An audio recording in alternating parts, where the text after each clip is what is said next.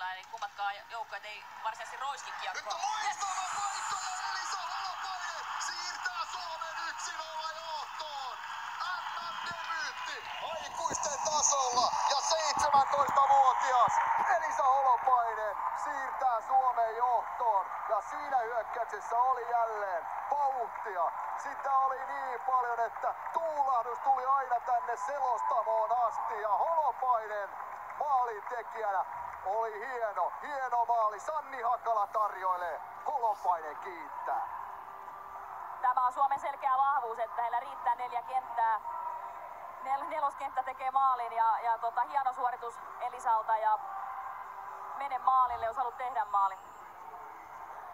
Kendall Schofield ottaa kiekko, tulee keskustaan ja sinne se uppoaa yläkulmaan. Tarkkaakin tarkempi laukaus, Räty ei sitä maskin takaa millään näe. USA tulee tasoihin, pahalta se näytti. Ja lopputulos on, että USA tulee tasoihin maalin tekijänä.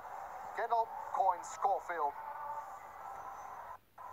2 vuotta sitten Schofield voitti MM-kisojen pistepörssin ja nyt on hyvin tilaa. Hyvin nousee Petra Nieminen! Ja Petra Nieminen laukoo Suomen 2-1 johtoon! Kovien pelien nainen Petra Nieminen ja Suomelle ylivoimamaali. Rixby ohitettu toistamiseen.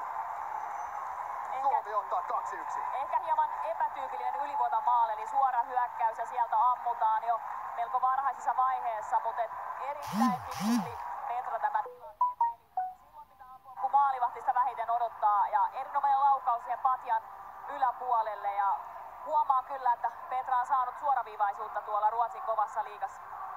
Ei saa kiekkoa keskialueelle, Keller. Samoskevicin laukaus ja sinne se uppoaa. USA tulee tasoihin, Melissa Samoskevich maali tekijänä. Menee selvästi ohi maaliin. Lindsten ja nyt putoaa siihen Knightille suoraan tarjottimelle ja se koituu Suomen kohtaloksi. Barnes laukoo maskia on maalilla ja Alex Carpenter saa lapansa väliin ja kun tuosta paikasta ohjaus tulee, niin se on maalivahdille viheliäinen. 4. kiekko Rädyn taakse. Vähän turhaa riskinottoa. Toki sitä peliä pitää rauhoittaa, mutta tämän kaltaisiin menetyksiin ei ole varaa. Ja sen kylmästi näyttää toteen Brianna Decker. Ja tällä hetkellä Suomi on kyllä totaalisessa viennissä ja USA laittanut tehosekottimen max-asentoon. Muuten käy huonosti. Pakovski ja sieltä tulee sitten se maali, jota on